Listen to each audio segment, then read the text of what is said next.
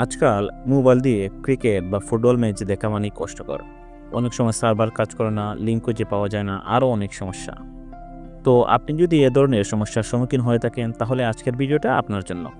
আজকে আমি দেখাবো কীভাবে ফ্রিতে এবং এইচডি কোয়ালিটিতে ফুটবল, ক্রিকেট বা অন্য যে কোনো ফুডস দেখা যায়। চলুন বন্ধুরা, ভিডিওটি শুরু করা যাক। তো বন্ধুরা, এই অ্যাপসটির নাম হলো স্পোর্টজেটিফাই। এটি আপনি প্লে স্টোরে পাবেন না।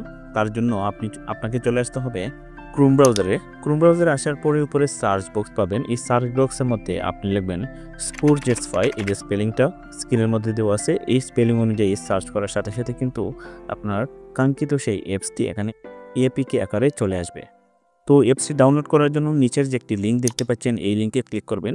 এই লিঙ্কে ক্লিক করার পরে নতুন একটি ইন্টারফেস শো করবে। আপনি নিচের দিকে স্ক্রল করে নামবেন, দেখেন এখানে একটি অপশন আছে ডাউনলোড স্পোর্টজেটিফাই। এই অপশনটাতে ক্লিক করে দিবেন। দেন আপনি এখানে যে ডাউনলোড স্পোর্টজেটিফাই এপিকে বি 8.7 সার্ভার 1 এই লিঙ্কে ক্লিক করবেন। ক্লিক করার সাথে সাথে দেখেন এখানে আপডেট অপশনটাতে ক্লিক করে ইনস্টল করে নেবেন। তো ইনস্টল হওয়ার পরে এখানে যে ওপেন অপশন আছে, এই অপশনটাতে ক্লিক করে অ্যাপসটি ওপেন করে নেবেন। তো ওপেন করার পরে দেখেন আজকের যে ম্যাচগুলা লাইভ চলতেছে তার সবগুলো কিন্তু এখানে শো করতেছে। ফুটবল, ক্রিকেট এবং অন্যান্য যে কোর্সগুলো আছে সবগুলাই কিন্তু এখানে শো করতেছে। তো আজকে বাংলাদেশ ভার্সেস আফগানিস্তানের ম্যাচটি। তো আমি যদি এটাতে ক্লিক করে দেখেন সরাসরি কিন্তু এইচডি কোয়ালিটিতে প্লে হয়ে গেছে।